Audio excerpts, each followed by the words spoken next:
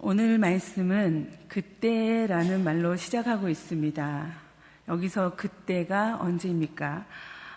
그것은 여호수아가 앞서 여리고성과 아이성 전투를 마친 때를 의미합니다. 이스라엘은 가나안을 정복하는 과정에서 첫 번째 성 여리고성을 통해서 하나님이 얼마나 놀랍도록 역사하시는지, 이 땅이 이제 앞으로 어떻게 이들의 손에 들어오게 될 것인지를 보았습니다. 그리고 이어서 아이성에서는 뜻밖의 패배를 통해서 우리가 얼마나 하나님께 순종하지 않는 모습으로 나아가는지, 성결하지 못한 모습이 어떤 실패를 가져왔는지 보았습니다. 그리고 다시 전쟁을 통해서 승리를 얻게 되었습니다. 이제 이 전쟁의 끝에 여호수아가 신명기 27장에 모세가 했던 그 명령대로 그대로 시행한 이야기가 오늘 기록되고 있습니다. 신명기 27장의 말씀에 의하면 모세는 아직 모압 평지에 있을 때 이스라엘 백성에게 말합니다. 너희가 요단강을 건넌 후에 돌에 율법을 세우는 일, 새기는 일, 그리고 제사를 드리는 일, 그리고 그리심산과 에발산에서 축복과 저주를 선포하는 일, 이 모든 것을 행하라고 명령했습니다. 그 명령이 이제 여호수아 시대에 오늘 이루어지고 있는 것입니다.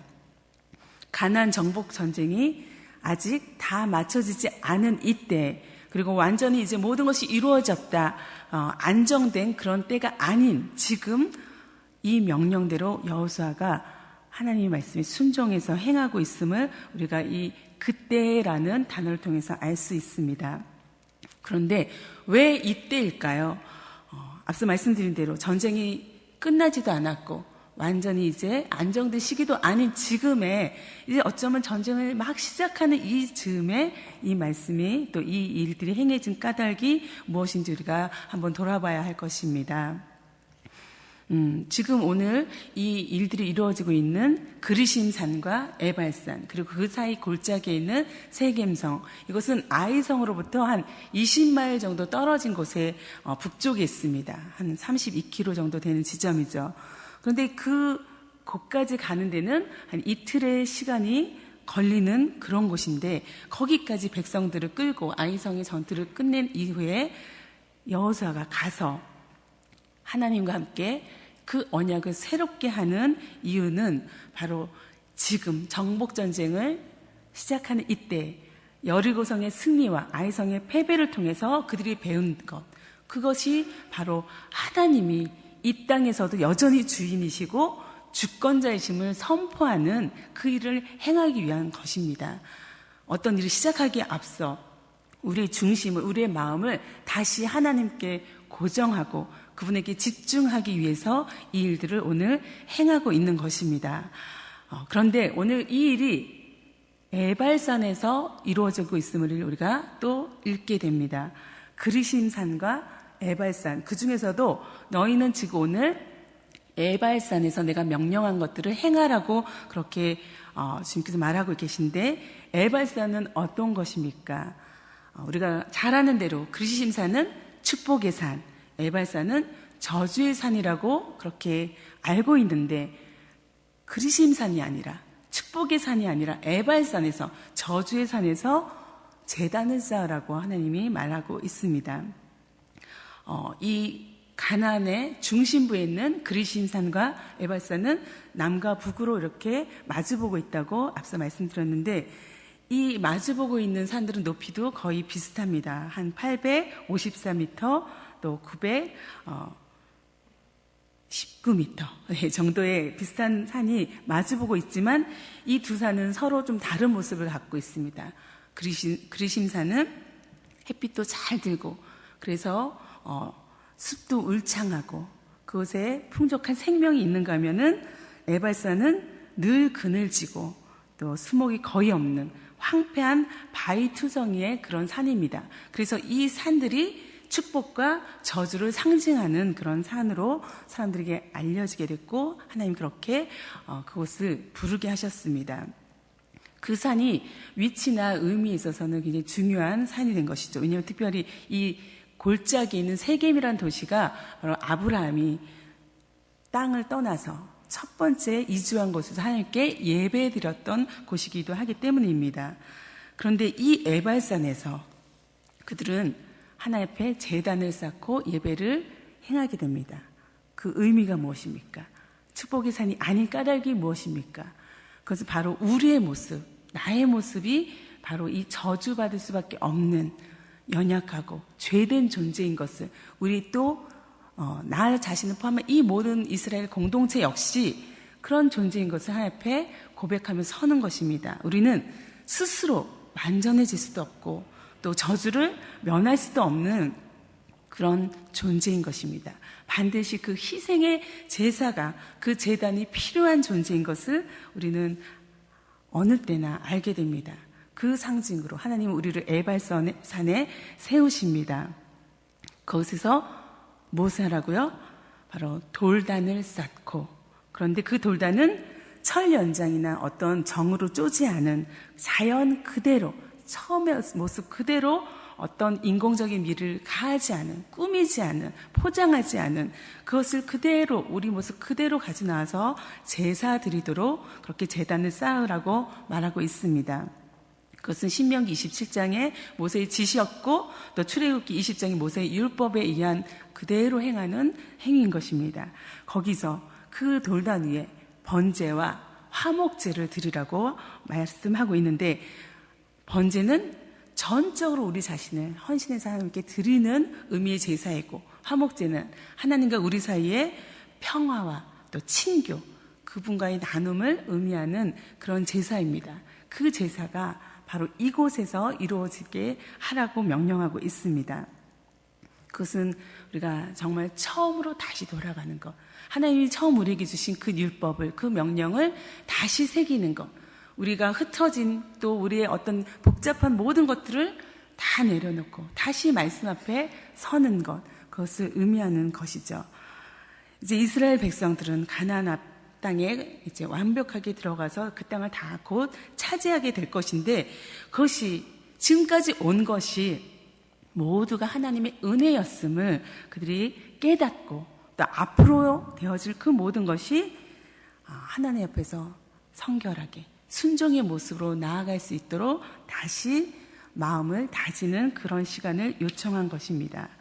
거기서 이제 이스라엘 백성들은 돌단에 번제와 화목제를 드릴 뿐만 아니라 돌비에 율법을 새겨 넣는 일도 해야 했습니다.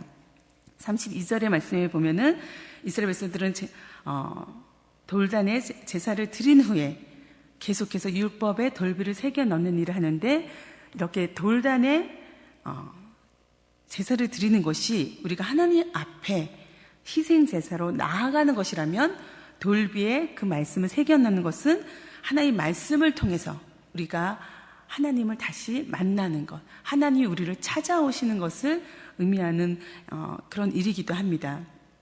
그것은 신명기 27장의 말씀대로 또 다른 돌들을 세워서 거기에 석회를 바르고 잘 보이도록, 눈에 잘 보이도록 선명하고 분명하게 정확하게 하나님의 말씀을 새겨 넣으라고 그렇게 말하고 있습니다. 신명기 27장 8절에 너는 이 율법의 모든 말씀을 그 돌들 위에 분명하고 정확하게 기록할지니라 라고 말씀하셨는데, 그 말씀이 이루어지는 순간입니다. 이스라엘 백성들은 그렇게 여호수아와 함께 돌비에 하나님의 말씀을 다시 온전하게 새겨 넣습니다. 그리고 그것을 읽었습니다. 그리고 그 말씀을 읽을 뿐만 아니라 그 말씀에 어떻게 해요? 순종하겠습니다. 다시 결단하고 나아갑니다. 33절에 보면은 또 이제 하나님의 언약궤, 여호와의 언약궤를 맨 레위 사람 제사장들이 앞에서 궤의 좌우에 서되 절반은 그리심 산에, 절반은 에발산에 세우는 일을 계속합니다. 이 말씀이, 이 율법이 중심이 되어서 이스라엘 무리가 오른편과 왼편, 그리심 산과 에발산, 축복의 산과 저주의 산으로 나누어 서게 됩니다. 그것은 말씀이 너희 삶에 결국 중심이 되어야 된다. 내가 이렇게 해야 될까 저렇게 해야 될까 반응해야 될 때 말씀만이 너의 삶의 중심이 되어야 한다라고 또 오늘 우리에게 상징적으로 보여주는 행위인 것입니다. 말씀에 대한 응답, 그것이 바로 순종과 불순종입니다. 여호수아는 오늘 모세에게 주셨던 그 지시, 명령 그대로 오늘 행하고 있습니다. 그것이 순종인 것이죠. 예배자는, 하나님께 예배하는 자는 순종하는 자입니다. 예배는 이 순종과 절대로 분리되지 않는 것입니다. 우리가 예배 가운데 하나님을 만납니다. 그 만남은 우리의 삶 가운데, 우리의 행동 가운데 당연히 순종의 삶으로 열매 맺고 나타나야 하는 것입니다. 그런데 이 말씀을 듣는 사람들이 지금 누구인지 오늘 35절의 말씀 마지막에 다시 한번 보여주고 있습니다. 33절 앞서에서도 온 이스라엘과 그 장로들과 관리들과 재판장들과 본토인뿐 아니라 이방인까지라는 표현이 있는가 하면 35절에는 이스라엘 온 회중과 여자들과 아이와 그들 중에 동행하는 거류민들 앞에서 라고 되어 있습니다. 낭독하지 않은 말씀이 하나도 없다라고 그렇게 기록하고 있는데 모든 성년 남자뿐만 아니라 사람의 수에 들어가지 않는 개수에 들어가지 않는 여자나 어린아이 게다가 타국인까지 거류민까지 이 의식에 동참하고 있음을 우리가 볼 수 있습니다. 하나님의 말씀은 누구에게도 제외되지 않는 것입니다. 그 말씀은 누구나 들어야 하는 것입니다. 하나님의 사랑에서도 마찬가지죠. 누구나 그 사랑으로부터 제외되거나 누락되지 않는 것입니다. 오늘 여기 앉아있는 우리 한 사람 한 사람에게 하나님이 말씀하시고 그 사랑을 우리에게 보여주고 있습니다. 그 말씀에 한 사람 한 사람 순종하고 나아가야 할 것입니다.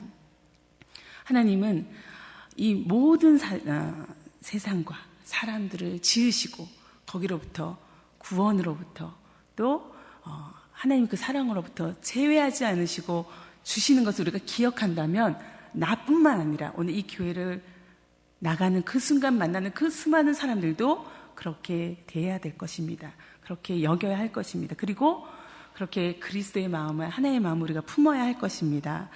여호수아는 말씀에 그대로 순종했습니다. 이제 우리가 순종할 것인가, 순종하지 않을 것인가, 하나님의 말씀에 반응할 것인가, 반응하지 않을 것인가, 또 하나님의 그 사랑을 받아들일 것인가, 받아들이지 않을 것인가, 그것은 오늘 우리의 결단에 속한 것입니다.